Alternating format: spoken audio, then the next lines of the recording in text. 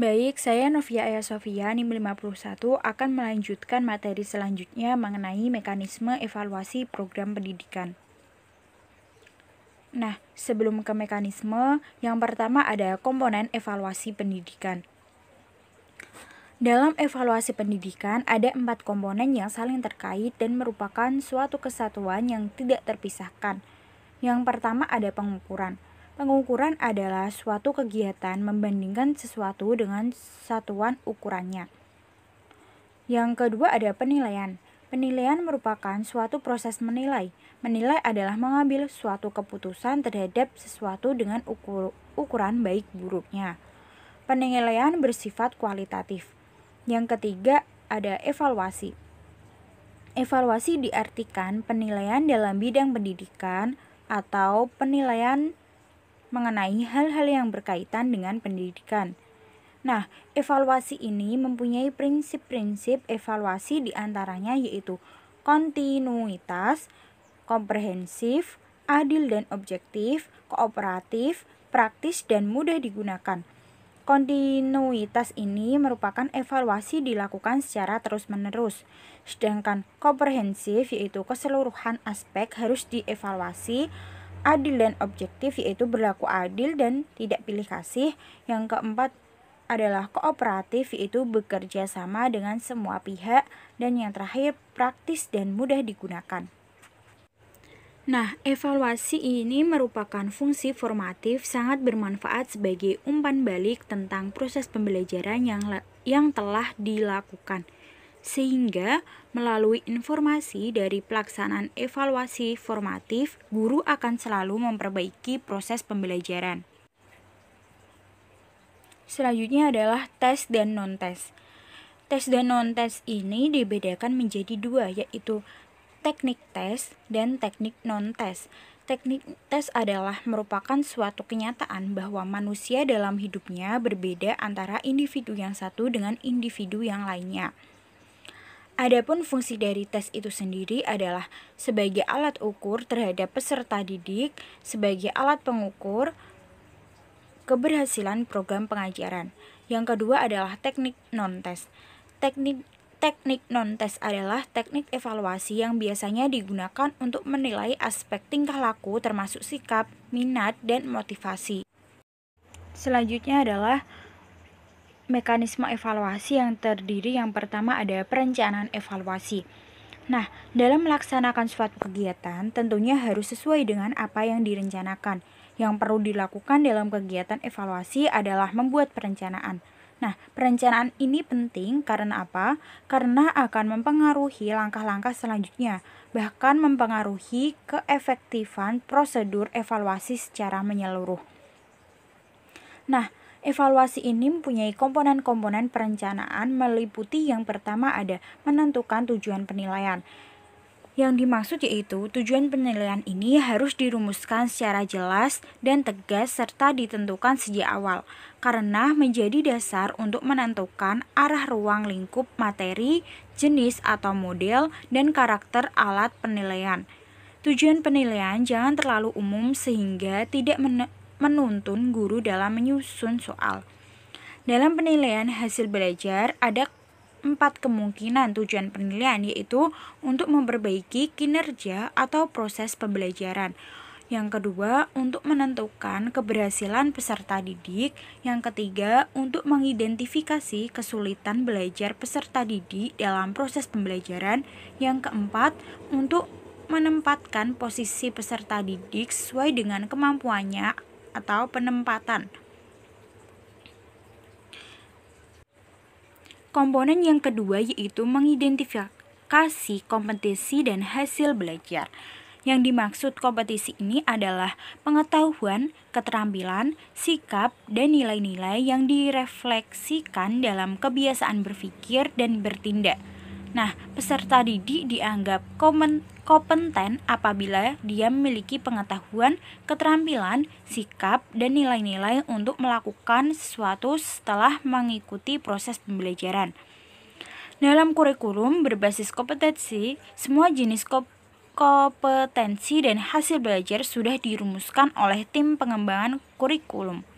seperti standar kompetensi, kompetensi dasar, hasil belajar, dan indikator. Jadi, guru tinggal mengidentifikasi kompetensi mana yang akan dinilai. Komponen yang ketiga yaitu menyusun kisi-kisi. Penyusunan kisi-kisi yang dimaksud agar materi penilaian betul-betul representatif dan relevan dengan materi pelajaran yang sudah diberikan oleh guru kepada peserta didik. Jika materi penilaian tidak relevan dengan materi pelajaran yang telah diberikan, maka akan berakibat hasil penilaian itu kurang baik. Begitu juga materi penilaian terlalu banyak dibandingkan dengan materi pelajaran, maka akan berakibat sama. Untuk itu guru harus menyusun kisi-kisi. Yang selanjutnya adalah mengembangkan draft instrumen. Mengembangkan draft instrumen penilaian ini merupakan salah satu langkah penting dalam prosedur penilaian. Instrumen penilaian dapat disusun dalam bentuk tes maupun non-tes. Dalam bentuk tes berarti guru harus membuat soal, sedangkan dalam bentuk non-tes guru dapat membuat angket, pedoman observasi, pedoman wawancara, studi dokumentasi, skala sikap, penilaian bakat, minat, dan lain-lain. Selanjutnya ada uji coba dan analisis soal. Jika semua soal sudah disusun dengan baik, maka perlu diuji cobakan terlebih dahulu di lapangan.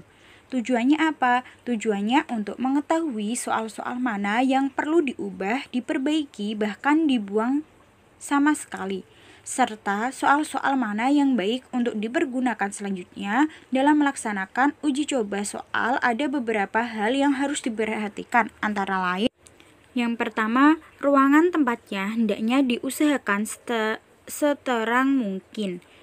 Kemudian, perlu disusun tata tertib pelaksanaan tes. Terus, para pengawas harus mengontrol pelaksanaan tes. Waktu yang digunakan harus sesuai dengan banyaknya soal yang diberikan. Peserta didik harus benar-benar patuh dengan semua petunjuk dan perintah dari penguji. Hasil uji coba hendaknya diolah, dianalisis, dan diadministrasikan dengan baik. Selanjutnya, komponen yang terakhir yaitu revisi dan merakit soal atau instrumen baru. Nah, setelah diuji coba dan dianalisis, kemudian direvisi sesuai dengan proporsi tingkat kesukaran soal dan daya pembeda. Berdasarkan hasil revisi soal, barulah dilakukan perakitan soal menjadi suatu instrumen yang terpadu. Untuk itu, semua hal yang dapat mempengaruhi skor tes seperti nomor urut soal, pengelompokan bentuk soal, penataan soal, dan sebagainya. Selanjutnya ada pelaksanaan evaluasi. Pelaksanaan evaluasi artinya bagaimana cara melaksanakan evaluasi sesuai dengan perencanaan evaluasi. Dalam perencanaan evaluasi telah disinggung semua hal yang berkaitan dengan evaluasi. Pelaksanaan evaluasi sangat bergantung pada jenis evaluasi yang digunakan. Dalam pelaksanaan tes maupun non-tes tersebut akan berbeda satu dengan lainnya, sesuai dengan tujuan dan fungsinya masing-masing.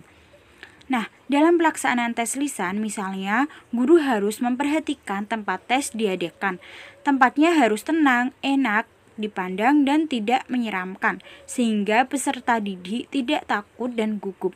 Guru harus dapat menciptakan suasana yang kondusif dan komunikatif, tetapi bukan berarti menciptakan suasana tes lisan menjadi suasana diskusi, debat, atau ngobrol santai.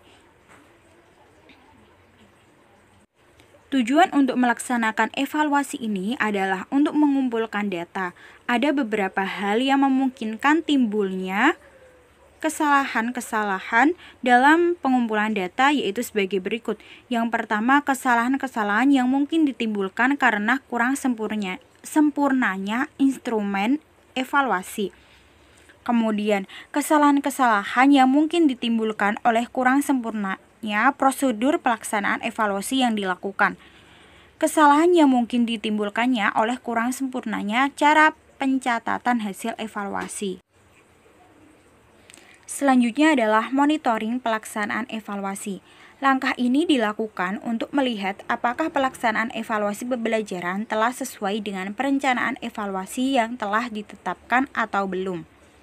Tujuannya untuk mencegah hal-hal yang negatif dan meningkatkan efisiensi pelaksanaan evaluasi.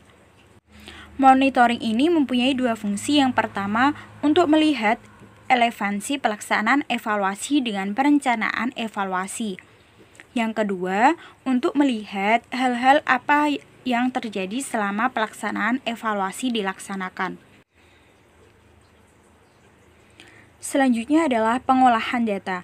Langkah pengolahan data dilakukan untuk memberikan makna terhadap data yang ada pada kita. Pengolahan yang kita hadapi sekarang sebagai seorang evaluator adalah menentukan pengolahan mana sajakah yang harus kita lakukan terhadap sekumpulan data pada set tertentu. Fungsi pengolahan data dalam proses evaluasi yang perlu didasari bahwa untuk memperoleh gambaran yang lengkap tentang diri seseorang yang sedang dievaluasi. Nah, pengolahan data ini dibedakan menjadi ada dua jenis penafsiran data. Yang pertama adalah penafsiran kelompok, yang kedua penafsiran individual. Nah, penafsiran kelompok ini adalah penafsiran yang dilakukan untuk mengetahui karakteristik kelompok berdasarkan data hasil evaluasi, seperti prestasi kelompok, rata-rata kelompok, sikap kelompok terhadap guru dan materi pelajaran yang diberikan, serta distribusi nilai kelompok. Tujuannya adalah sebagai persiapan untuk melaksanakan penafsiran kelompok untuk mengetahui sikap-sikap tertentu pada kelompok dan untuk mengadakan pertandingan antar kelompok. Yang kedua ada penafsiran individual. Penafsiran individual adalah penafsiran yang hanya dilakukan secara perorangan. Misalnya dalam kegiatan bimbingan dan penyuluhan atau situasi klinis lainnya. Tujuan utamanya adalah untuk melihat tingkat kesiapan peserta didik, pertumbuhan fisik, kemajuan belajar, dan kesulitan-kesulitan yang dihadapinya. Selanjutnya adalah pelaporan hasil evaluasi. Laporan merupakan bukti sejauh mana tujuan pendidikan yang diharapkan oleh anggota masyarakat, khususnya orang tua peserta didik, dapat tercapai. Laporan ini terbagi atas laporan kemajuan umum dan laporan kemajuan khusus. Laporan kemajuan umum berbentuk fisik dapat dilaksanakan melalui berbagai kegiatan seperti pameran. Pertandingan pameran diisi dengan menunjukkan karya ilmiah, misalnya laporan kunjungan tempat, laporan pekerjaan, laboratorium, laporan penemuan baru.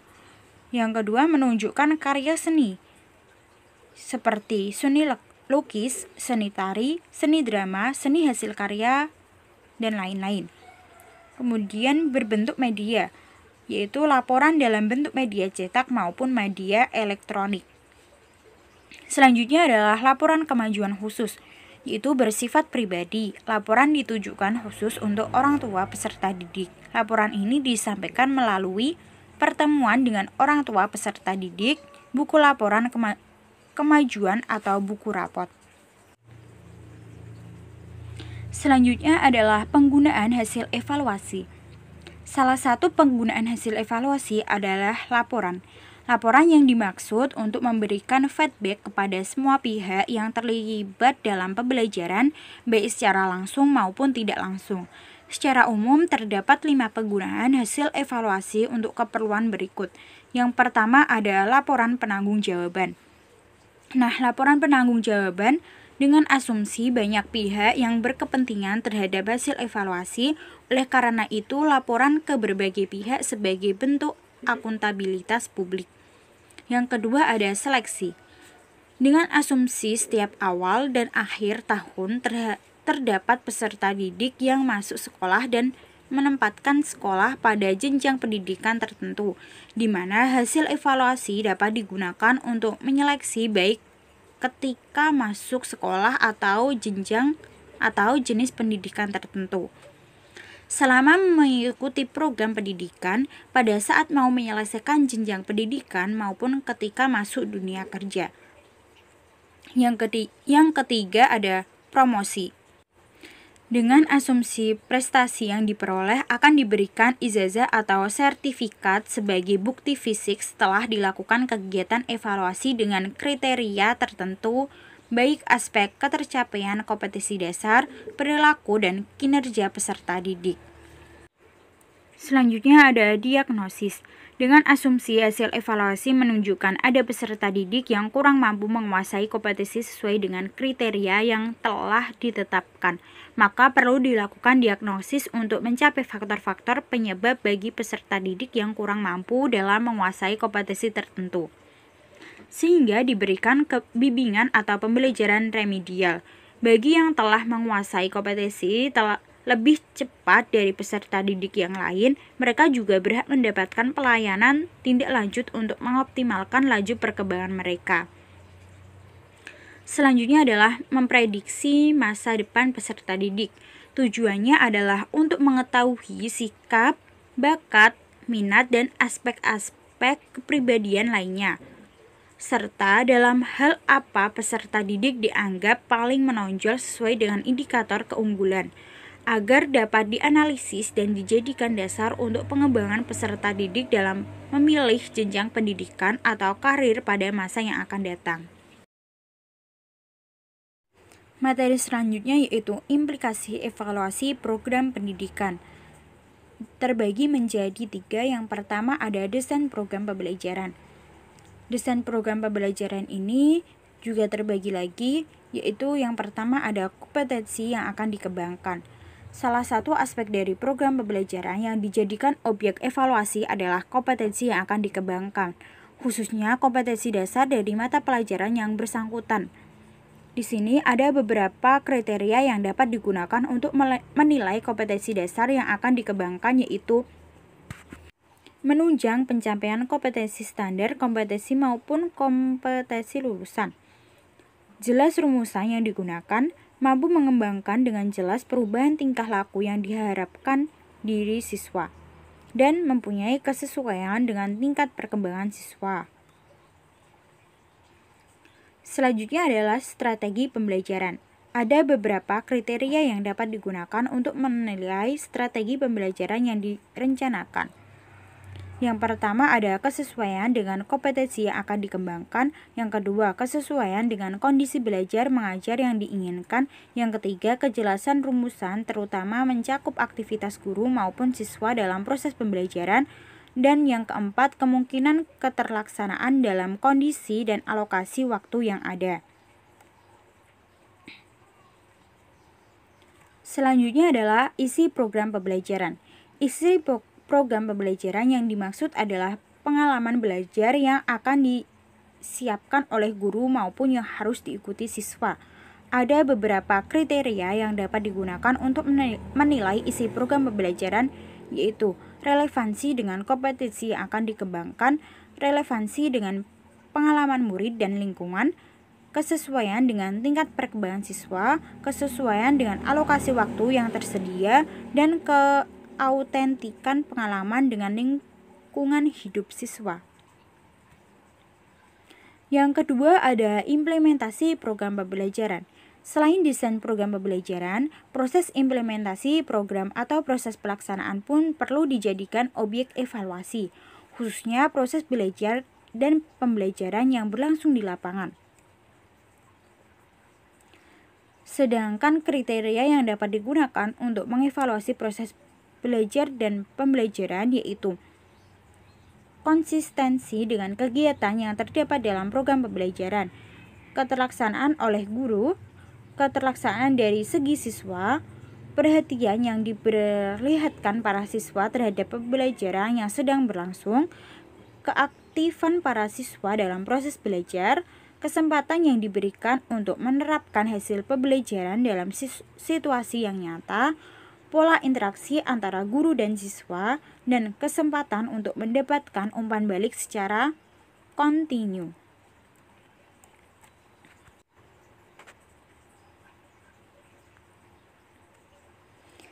Selanjutnya yang terakhir ada hasil program pembelajaran. Selain desain program dan implementasi, komponen ketiga yang perlu dievaluasi adalah hasil-hasil yang dicapai oleh kegiatan pembelajaran. Hasil yang dicapai ini dapat mengacu pada pencapaian tujuan jangka pendek atau output maupun mengacu pada pencapaian tujuan jangka panjang. Outcome. Outcome program pembelajaran tidak kalah pentingnya dengan output karena dalam outcome ini akan dinilai seberapa jauh siswa mampu mengimplementasikan kompetensi yang dipelajari di kelas ke dalam dunia nyata dalam memecahkan berbagai persoalan hidup dan kehidupan dalam masyarakat. Cukup itu yang bisa saya sampaikan, kurang lebihnya mohon maaf. Wassalamualaikum warahmatullahi wabarakatuh.